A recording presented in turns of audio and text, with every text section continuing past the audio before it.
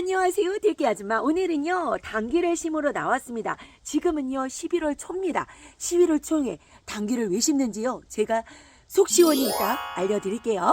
당귀 재배는요 봄, 여름, 가을 이렇게 1년에 3차례 파종을 할 수가 있습니다. 근데 다른 씨앗, 다른 작물에 비해서요 당귀는요 정말 발화율이 어렵습니다. 어려워도 너무 어렵습니다. 여러 차례 당귀를 심으면서 말씀을 드렸지만 중요한 일 두 가지를 하지 않으면요 하나도 발화가 되지 않은 씨앗을 볼 수가 있거든요. 제가 그것 또한 속 시원히 알려드립니다. 자, 당귀는요 일단 당귀의 재배 환경은 산간 고랭지에 약간 습한 지역에 잘 자랍니다.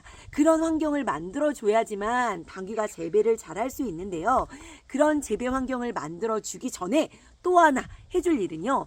당귀 씨앗에는 발화를 억제하는 물질을 가지고 있습니다.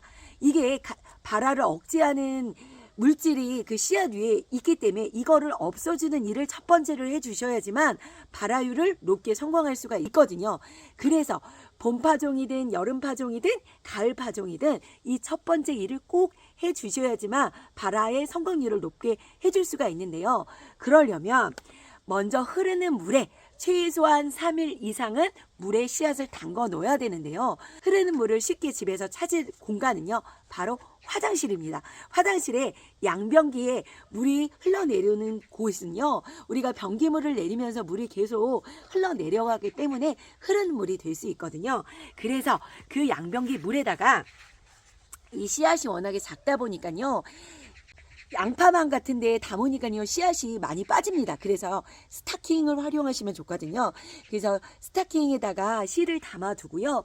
그 양변기 통에다가 최소한 3일 이상은 물에 담가 놓으면 씨앗에 발화 억제가 되는 물질이 조금 벗겨지면서 발화율을 조금 더 높게 할 수 있거든요. 저는 지금 한 5일 정도 물에 담가 놨습니다. 최소한 3일 이상은 담가 놓으셔야 되고요.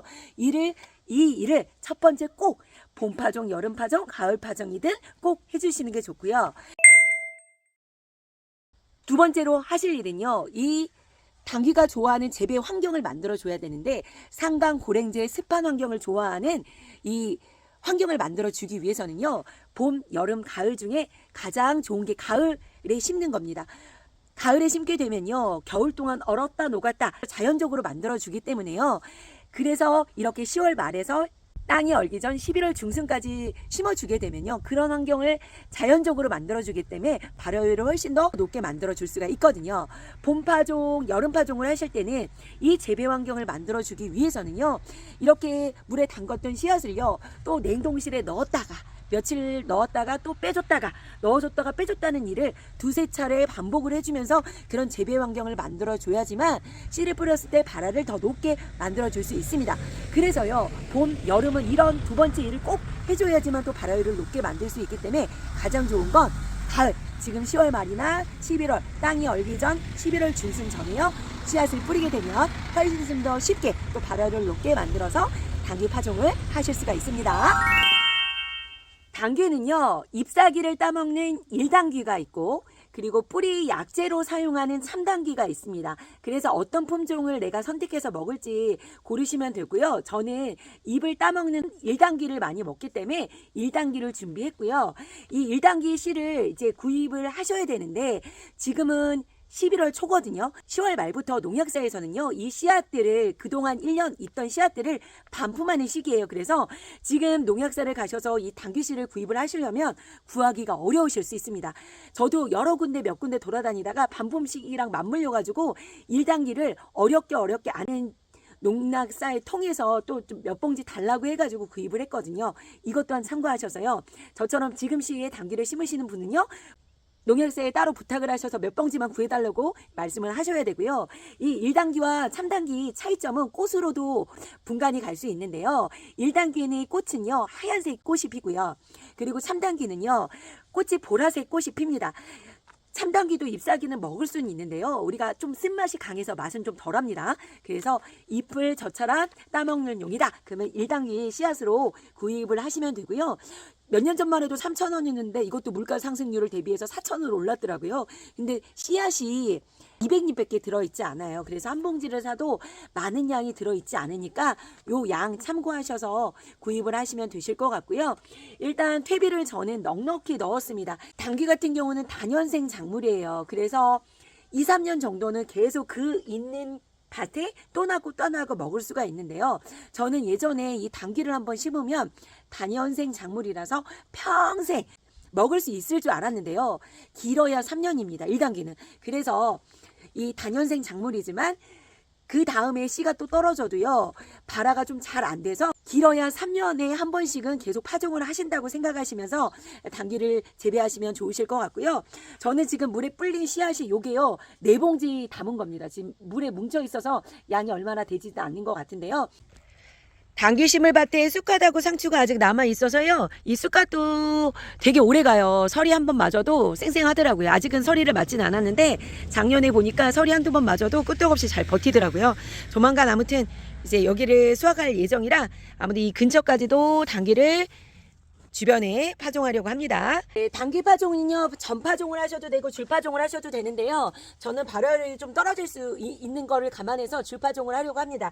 전파종 하실 때는 대략 뭐 한 뺨 정도 18cm 간격으로 좀 띄엄띄엄 전파종 하셔도 되고요. 줄파종도 그냥 한 뺨 떨어진 간격으로 줄로 이렇게 파종을 하시면 되고요.